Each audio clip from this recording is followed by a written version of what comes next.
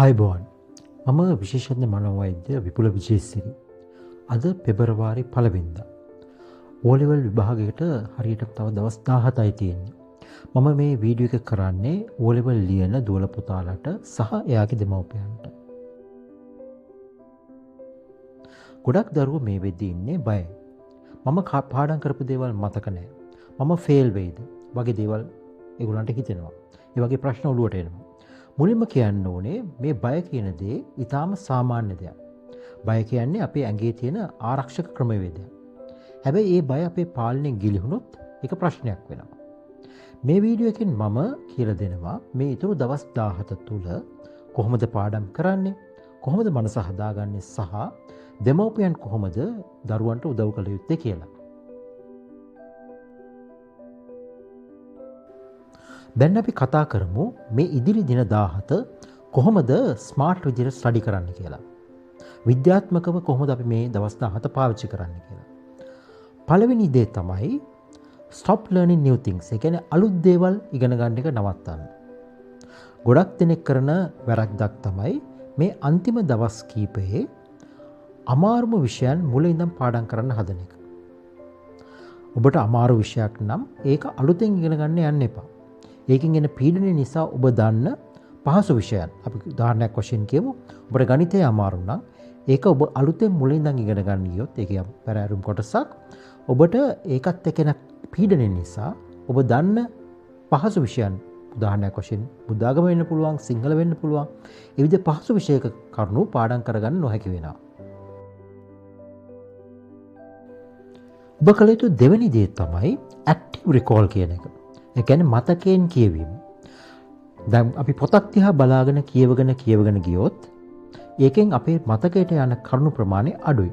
ඊට වඩා ඔබ පොතක් කියවලා ඒක වහලා ඒ කියවපු කොටසේ තියෙන කරුණු නැවතත් මතක් කරගන්න උත්සාහ කරොත්, ඒකෙන් කෙටි සටහනක් හදාගන්න උත්සාහ කරොත් ඒ කරුණු ඔබට මතක තියෙනවා වැඩි. තුන්වෙනිව ඔබ කළ යුතු දේ තමයි මේ වෙලාවේ පාඩම් කරනවට වඩා ප්‍රශ්න පත්‍ර කරන එක. පරණ ප්‍රශ්න පත්‍ර ටයිම් කරලා කාලය මැනලා කරන්න.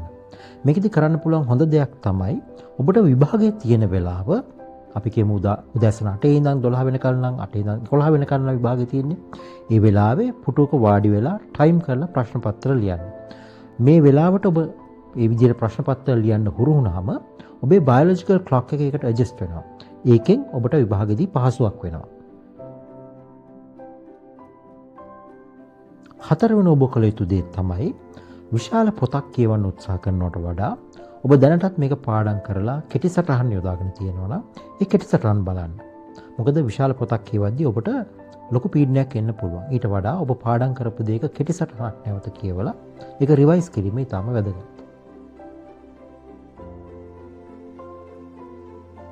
දැන් අපි බලමු මේ ඉදිරි දින 17 තුල ඔබ කළ යුතු දේවල් මොනවද සහ නොකළ යුතු දේවල් මොනවද කියලා. අපේ මොළයත් හරියට වාහනයක එන්ජින් එකක් වගේ. දැන් අපි වාහනයක එන්ජින් එකකට අදාළ ඉන්ධන වර්ගය දැම්මේ නැත්තම් නොගැලපෙන ඉන්ධන වර්ගයක් දැම්මොත් ඒ එන්ජින් එක ඩැමේජ් වෙනවා. ඒක හරියට වැඩ කරන්නේ නැහැ. ඒ වගේම අපි ඒ එන්ජින් එක ඕමනට වඩා වැඩ කරොත් ඒක රත් වෙලා එතනදිත් ඩැමේජ් වෙන්න පුළුවන්. අපේ මොළයත් මේ වගේ තමයි. ඉතින් අපි මොළයට අදාළ ඉන්ධන වර්ගය අපි ලබා දිය යුතුයි සහ අපි මොළයට විවේකය ලබා දිය යුතුයි. ඉතින් මේකෙදි ඊටාම වැදගත් දේ තමයි මේ ඉදිරි දින 17 තුල සහ විභාගයේ පවත්වන කාල සීමාව තුළ ඔබ අනිවාර්යයෙන්ම දවසට පැය 6ක් නිදාගත යුතුයි.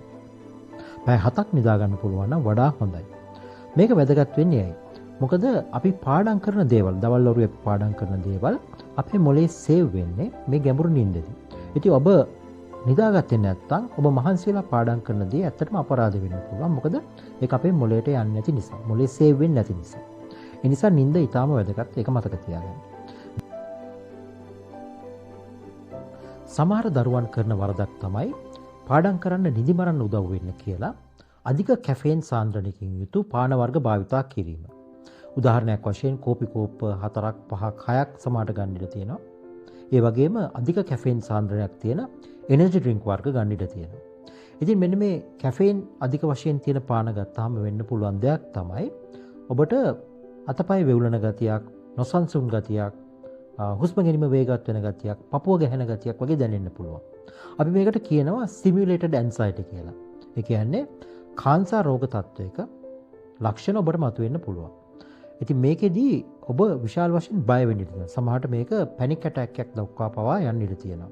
ඒ නිසා ඔබ කළ යුතු ඉතාම වැදගත් දෙයක් තමයි ඉදිරි කාල සීමාව තුළ මේ කැෆේන් අධික වශයෙන් තියෙන පාන වර්ග වලින් ඈත් වී සිටීම. මේ කැෆේන් තියෙන පාන වර්ග භාවිතා කිරීම වෙනුවට ඔබ කළ යුතු දේ තමයි වතුර භාවිතා කිරීම. වතුර නිසි පරිදි භාවිතා කිරීම ඉතාම වැදගත්. දවසට වතුර ලීටර් 2.5ක් 3ක් වගේ ප්‍රමාණයක් ගන්න. ඊට අමතරව ඔබට තැඹිලි වතුර එහෙම නැත්නම් ජීවනි වගේ දේවල් භාවිතා කරන්න පුළුවන්. ඉතින් නිසි පරිදි ජලය භාවිතා කරලා ඔබේ හයිඩ්‍රේෂන් ලෙවල් එක හොඳට තියා ගැනීම ඔබේ පාඩම් කිරීම සාර්ථක වීමට වැදගත් වෙනවා. දැන් අපි බලමු කොහොමද ඔබ විභාගයට පාඩම් කරන අතරතුර හෝ විභාගයේ වෙලාවේදී කාන්සර් තත්ත්වයක්, ඒ කියන්නේ ඇන්සයිටි තත්ත්වයක්, පැනික් තත්ත්වයක් ආවොත් ඒක පාලනය කරගන්න කියලා.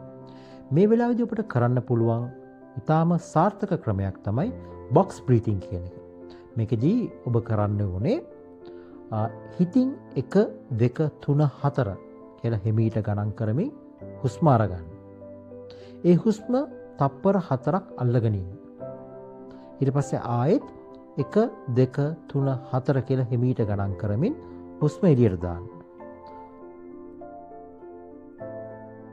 මෙන්න මේ ක්‍රමය මේ ආකාරයෙන් කීප වතාවක් කරොත් 4-5 වතාවක් කරොත් ඔබේ කාන්සාව අඩු වෙලා ඇන්සයිටි එක අඩු වෙලා ඔබව කාම් තත්යකටපත් වෙනවා.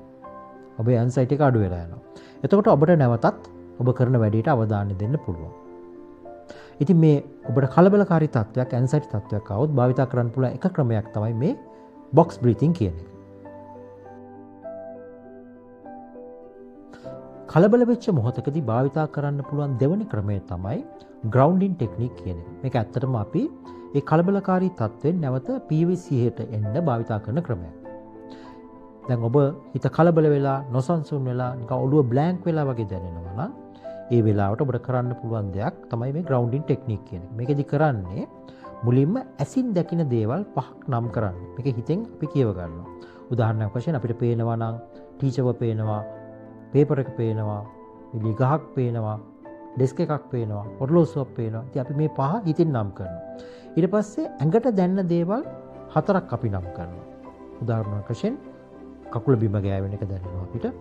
ඇඟට ෆෑන් එකක් තිබ්බොත් හුලං වදින්න පුළුවන්. ඒක දැනෙනවා. ඒ වගේ දැනෙන දේවල් 4ක් නම් කරනවා. ඊට පස්සේ අපි ඇහෙන ශබ්ද 3ක් නම් කරනවා. කනට ඇහෙන ශබ්ද 3ක් නම් කරනවා. මෙහෙම කරපුවාම අපි අර කලබලකාරී නොසන්සුන් තත්ත්වයෙන් මිදිලා වර්තමාන මොහොතට නැවතත් එනවා. එතකොට අපේ කලබලකාරී තත්ත්වය අඩු වෙලා යනවා. ඊට පස්සේ අපිට අපි කරන වැඩේට අවධානය දීලා කරගන්න පුළුවන්. දැන් අපි කතා කරමු දෙමව්පියන් වශයෙන් මේ කාල සීමාව තුළදී තමන්ගේ දරුවාට උදව් කරන්නේ කොහොමද කියලා. පළවෙනි එක තමයි විභාගයට කලින් තියෙන දවස්වලදී ඔබ දරුවාව අනිත් පැත්තට කම්පෙයාර් කරන්න යන්න එපා. අන්න අරක්ක නම් ඒ දවස්වල පැය 12ක් පාඩම් කරා. මෙයා නම් මෙහෙමයි පාඩම් කරේ. අල්ලපු ගෙදර මිනිස්සයා තාම පාඩම් කරනවා. ඔයාට තමයි පාඩම් කරන්න බැරි. මේ විදිහේ කතා කියන්න යන්න එපා. මොකද මේ විදිහේ කතා කියලා වැඩක් නැහැ. ඒකෙන් වෙන්නේ තමන්ගේ දරුවා තවදුරටත් පීඩනයකට පත්වීම සහ හිත කලබල වීමට ලක්වීම පමණයි. හැමතිස්සෙම ඔබ පුළුවන් උපරිමයෙන් කරන්න අපි හම්බෙන රිසල්ට් එකක් බාරගමු කියලා ඔළුව හදන්න උත්සාහ කරන්න. මොකද එහෙම නැත්තම් අපි ඔහුගේ හිතට දාන පීඩනයත් එක්ක ඔහුට ඇතිවෙන කාන්සාව නිසා විභාග කරගන්න බැරි වෙන තත්යකට එන්න පුළුවන්. දැන් අපි බලමු දෙමව්පියෙක් වශයෙන් ඔබ කොහොමද ඔබේ දරුවාට මේ විභාග කාල සීමාව තුළදී උදව් කරන්න කියලා. පළවෙනි එක තමයි ඔබ විශේෂයෙන් විභාගයෙන් පටන් ගත්තට පස්සේ පෝස්ට්මෝටම් කරන්න යන්න එපා. දරුවා ගෙදර ආපුවම පේපර් එක ලේසිද, අරකට මොකද්ද උත්තර ලිව්වේ කියලා අහන්න යන්න එපා. ලිව්ව දේ ලිව්වා. ඒක ඉවරයි. ඒක ගැන ආයෙ කතා කරලා වැඩක් නැහැ. ඒක ගැන කතා කරලා දරුවගේ හිත රිදුනොත් ඊළඟ දවසේ ඔහුට තියෙන පේපර් එකත් කරගන්න බැරි වෙන්න පුළුවන්. දෙවෙනි එක තමයි ඔබ ගෙදර සංසුන් වාතාවරණයක් මේන්ටේන් කරගන්න උත්සාහ කරන්න. ගෙදර ප්‍රශ්න රණ්ඩු දරුවා ඉස්සරහා කතා කරන්න එපා. මොකද ගෙදර සංසුන් වාතාවරණයක් තිබීම දරුවට පාඩම් කිරීමට ඉතාම වැදගත්. තුන්වෙනි එක තමයි ඔබ දරුවට සපෝට් කරන්න. කන්න බොන එක වෙලාවට දෙන්න. හැමතිස්සෙම පුළුවන් උපරිමයෙන් ඔබ කරන්න කියන එක විතරක් කියන්නේ. ඔබට පුළුවන් උපරිමයෙන් කරන්න ඒ හම්බෙන ප්‍රතිඵලයක් අපි බාරගමු කියන එක ඔළුවට දාන්න. දැන් අපි බලමු මොන වගේ අවස්ථාවකද ඔබ ඔබේ දරුවාව වෛද්‍ය ප්‍රතිකාර සඳහා යොමු කළ යුත්තේ කියලා. දැන් විභාග සම්බන්ධයෙන් ඇතිවෙන බය සාමාන්‍ය දෙයක්. ඕන කෙනෙකුට විභාගයේදී පොඩි බයක් චකිතයක් එන්න පුළුවන්. නමුත් සමහර වෙලාවට මේ සාමාන්‍ය කියන සීමාවෙන් ඔබට ගිහිල්ලා ඒක ගැටලුකාරී තත්ත්වයක් බවට පත් වෙන්න පුළුවන්. ඔබේ දරුවා දවස් ගානකින් නිදාගත්තේ නැත්නම්, කෑම කන එක අඩු කරලා නම්, කෑම කන එක සම්පූර්ණ ප්‍රතික්ෂේප කරනවා නම්, කාමරේ අස්සටම වෙලා ඉන්නවා එළියට එන්නේ නැත්නම්, අනිත් අයට මුණ ගැහිලා මුණ දීලා කතා බහ කරන්නේ නැත්නම්, එහෙම නැත්නම් නොසන්සුන් ගතියක්, කලබල ගතියක්, එකතන ඉන්න නැතුව එහෙට මෙහෙට යන ගතියක් තියෙනවා නම්, එහෙම නැත්නම් මට ඉඳලා වැඩක් නැහැ, මේ විභාගේ ෆේල් වුණොත් මම මැරෙනවා වගේ දේවල් කියනවා නම්, ඒ වගේ අවස්ථාවකදී ඔබ බලබල හිටිය යුතු නැහැ. ඒ වගේ වෙලාවක අනිවාර්යයෙන්ම වෛද්‍යවරයෙක් වෙත මේ දරුවා පෙන්නලා අවශ්‍ය උපදෙස් සහ ප්‍රතිකාර ලබා ගන්න. මේ සඳහා ඔබට ළඟම තියෙන රෝහලේ මනෝවෛද්‍ය සායනයට යොමු වෙලා උපදෙස් සහ ප්‍රතිකාර ලබා ගන්න පුළුවන්.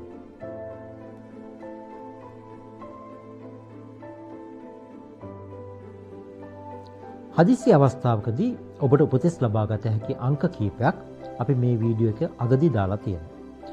ඉතින් මේ විභාග සම්බන්ධයෙන් තියෙන කාංසාව කියන එක බොහෝ දරුවන් පීඩනයකට පත් වෙන තත්ත්වයක්. ඒ නිසා මේ වීඩියෝ එකේ තියෙන කරුණු සමහර කෙනෙකුට වැදගත් වෙන්න පුළුවන්. ඒ නිසා මේක ෂෙයා කරන්න, අනිත් අයට දැනගන්න. ඒ වගේම ඉදිරියේදීත් මේ වගේ වීඩියෝස් බලන්න අපේ channel එකත් එක්ක එක් වෙන්න කියලා ආරාධනා කරනවා. ඒ සඳහා අපේ channel එක subscribe කරලා bell icon එක click කරන්න. බොහොම ස්තුතියි.